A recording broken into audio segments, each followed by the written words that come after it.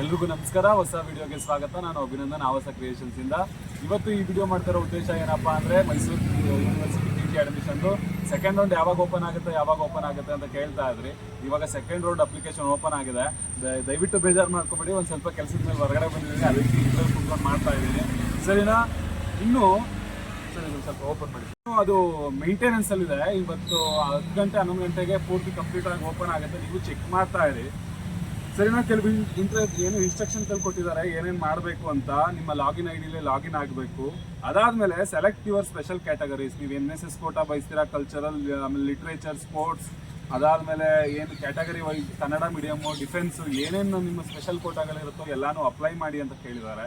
ಅದಾದಮೇಲೆ enter your marks, ಅಂದರೆ ಏನು ನೀವು ಡಿಗ್ರಿಲಿ ತೊಗೊಂಡಿರ್ತೀರಲ್ಲ ಮಾರ್ಕ್ಸ್, ಅದನ್ನು ಅಪ್ಲೈ ಮಾಡಬೇಕು. ಮ್ಯಾಕ್ಸಿಮಮ್ ಎಷ್ಟಿತ್ತು, ಅದಕ್ಕೆ ನಾನು ಎಷ್ಟು ತೊಗೊಂಡಿದ್ದೀನಿ ಅನ್ನೋದನ್ನು ಅಪ್ಲೈ ಮಾಡಬೇಕಾಗುತ್ತೆ.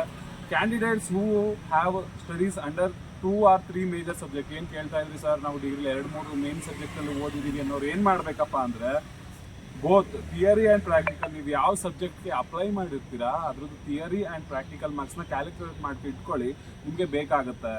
ಅದಾದಮೇಲೆ ಕ್ಯಾಂಡಿಡೇಟ್ ಹೂ studies under single major like BCA, MCom, BCom ಈ ಥರ ಓದಿರ್ತೀರಲ್ಲ, ನೀವು ಟೋಟಲ್ ಏನು ಎಲ್ಲ ಮಾರ್ಕ್ಸ್ನು ಅಪ್ಲೋಡ್ ಮಾಡಬೇಕಾಗುತ್ತೆ.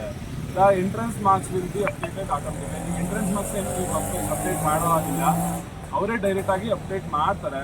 You can apply for multiple PG programme depending on your earlier selection during registration. ನೀವು CETಗೆ ಎಷ್ಟು ಸಬ್ಜೆಕ್ಟ್ ಬರೆದಿರ್ತೀರೋ ಅಷ್ಟಕ್ಕೂ ಬೇಕಾದರೆ ನೀವು ಅಪ್ಲೈ ಮಾಡ್ಬೋದು.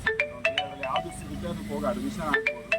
ಅದಾದಮೇಲೆ select the correct preference of the centre. ಇದು ಮೇಯ್ನ್ ಆಯಿತಾ. ಯಾವ್ಯಾವ ಕಾಲೇಜ್ಗೆ ಯಾವ್ಯಾವ ಪ್ರಿಫರೆನ್ಸ್, ನಾನು ಸುಮಾರು ವಿಡಿಯೋದಲ್ಲಿ ಹೇಳಿದ್ದೀನಿ. ಪ್ರಿಫರೆನ್ಸ್ ಕೊಡಬೇಕಾದ್ರೆ ಯಾವ್ಯಾವ ಕಾಲೇಜ್ ಅಂತ ಪ್ರಿಫರೆನ್ಸ್ ಕೊಡಿ, 1, 2, 3 ಅಂತ, ಆಯಿತಾ. ಅದಾದಮೇಲೆ ಅಪ್ಲೋಡ್ ದ ರಿಕ್ವೈರ್ಡ್ ಡಾಕ್ಯುಮೆಂಟ್ಸ್ ಯಾವ್ಯಾವ ಬೇಕು ಅಂತ ಹೇಳ್ತಾ ಇದ್ದಾರೆ, ಕೇಳ್ಕೊಳ್ಳಿ. ಇದು ಅಫಿಷಿಯಲ್ ವೆಬ್ಸೈಟಲ್ಲಿ ಬಿಟ್ಟಿರೋದು.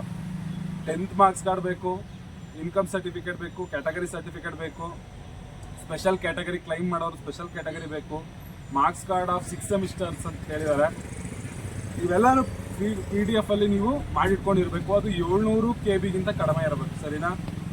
ಎಂಟರ್ ಆ್ಯಂಡ್ ಸೇವ್ ಸಬ್ಮಿಟ್ ಇಷ್ಟನ್ನ ಮಾಡಬೇಕಾಗುತ್ತೆ. ಈ ಫಾರ್ಮ್ ಬೇಕಾದರೆ, ಈ PDF ಬೇಕಾದರೆ ನಾನು ಟೆಲಿಗ್ರಾಮ್ ಚಾನಲಲ್ಲಿ ಕೂಡ ಅಪ್ಡೇಟ್ ಮಾಡಿರ್ತೀನಿ. ಯಾರೋ ನಾನು ಟೆಲಿಗ್ರಾಮ್ ಚಾನಲ್ ಜಾಯ್ನ್ ಆಗಿಲ್ಲ ಆಗಿ ಅದರ ಲಿಂಕ್ನ ಡಿಸ್ಕ್ರಿಪ್ಷನಲ್ಲಿ ಆಗಿರ್ತೀನಿ. ಜಾಗೃತವಾಗಿ ಮಾಡಿ. ಏನಾದರೂ ಪ್ರಾಬ್ಲಮ್ ಇದ್ದರೆ ಅವರನ್ನು ಸೈಬರ್ ಸೆಂಟ್ರಲ್ಲಿ ಮಾಡೋಕ್ಕೆ ಟ್ರೈ ಮಾಡಿ. ಆಲ್ಮೋಸ್ಟ್ ಮೊಬೈಲಲ್ಲಿ ಮಾಡೋಕ್ಕೆ ಹೋಗ್ಬಿಡಿ, ಆಯಿತಾ.